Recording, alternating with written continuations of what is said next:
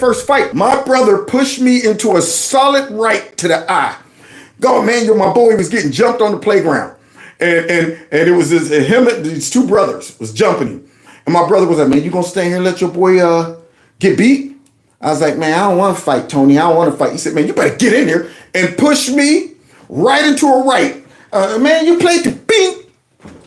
All I saw was stars, and immediately, beep, beep, beep, beep, got the taste of blood. It was on. After that, I'm like, yeah, who's the next one, huh? Who's the next villain?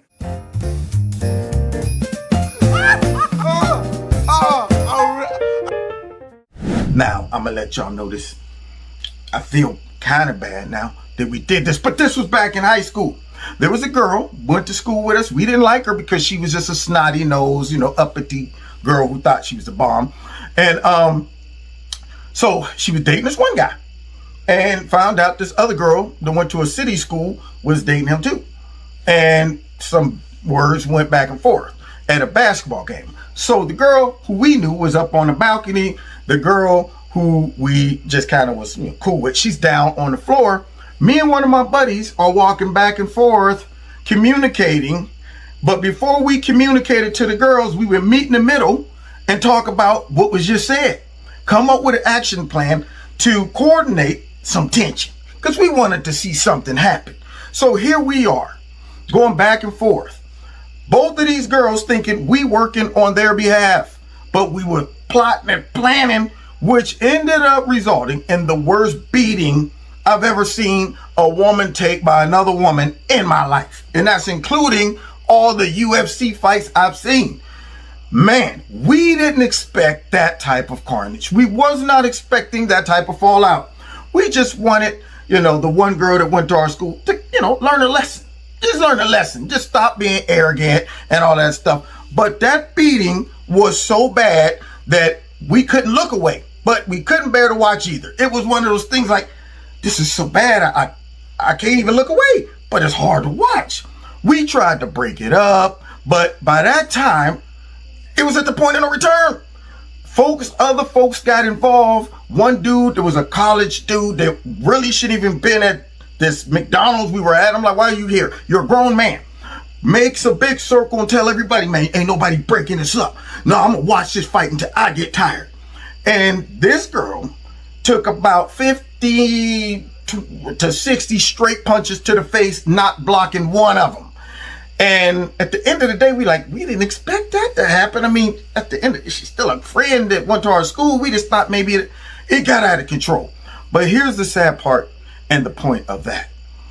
We couldn't account for the unexpected, uncontrollable fallout and damage of us instigating that. The fallout was way worse than what we expected. And then the other final point is the whole time, even to this day, I'm not sure unless she's watching this video, neither one of those two girls really understand who coordinated all of that. Who put it all together? It was me and my boy. To this day, they still think that developed organically, meaning, hey, this chick had beef with me, I had beef with her. And in reality, that fight would have never taken place if it wasn't for me and my buddy Instigate. Now, I'm not proud of that, but I'm using that past history of Kev to explain what's going on right now.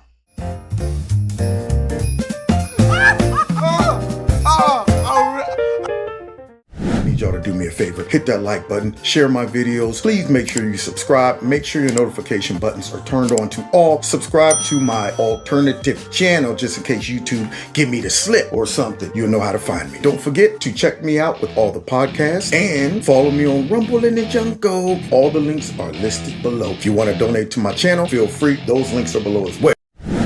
People popping in. There it is. There it is. I'm starting to feel my strength come. Starting to feel back up.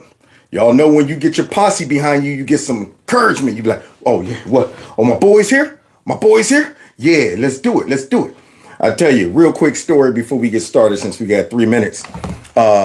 When I was in high school, we went to a basketball game with our rival, two Catholic schools. We went to a rival game and my boy and I was walking, around, this is wintertime. We walk around with our Ursuline jackets on, and a couple of the guys from the Mooney squad came up, a little short, stocky white dude, and he gave my boy a shoulder.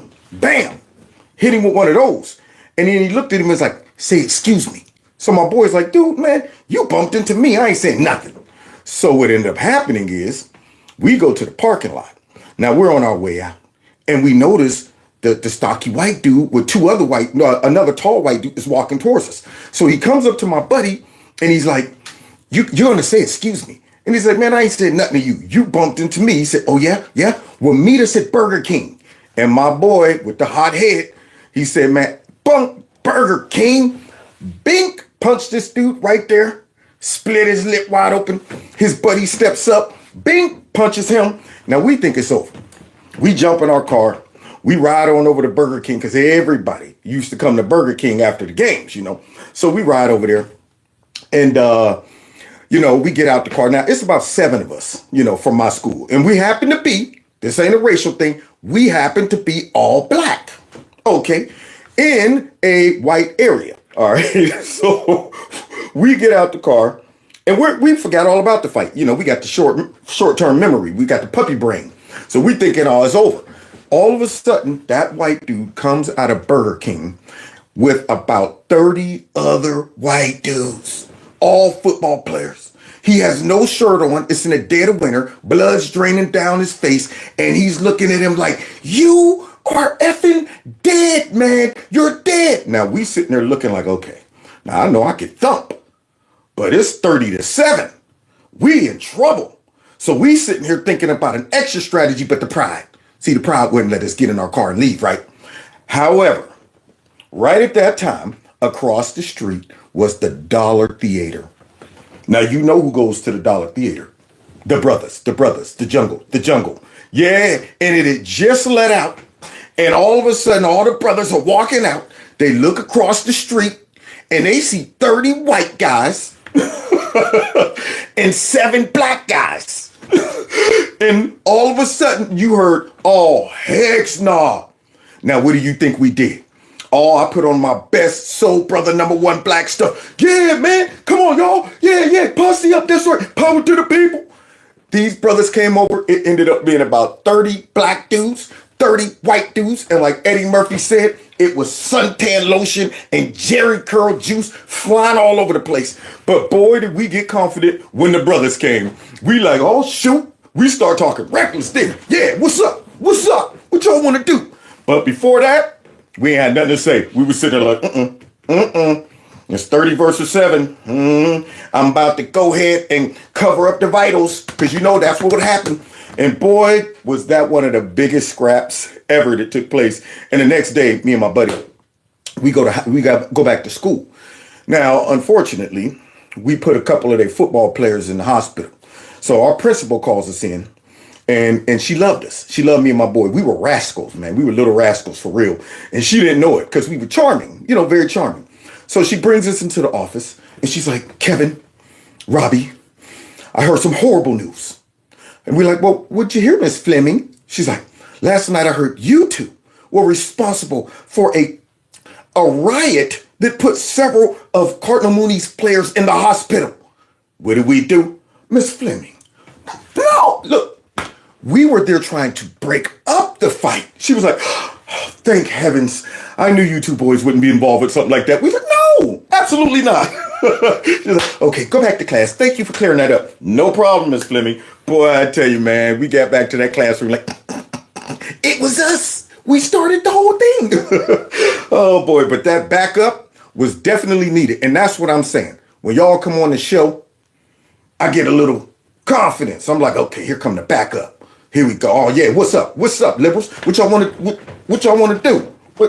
See, yeah, you get reckless then.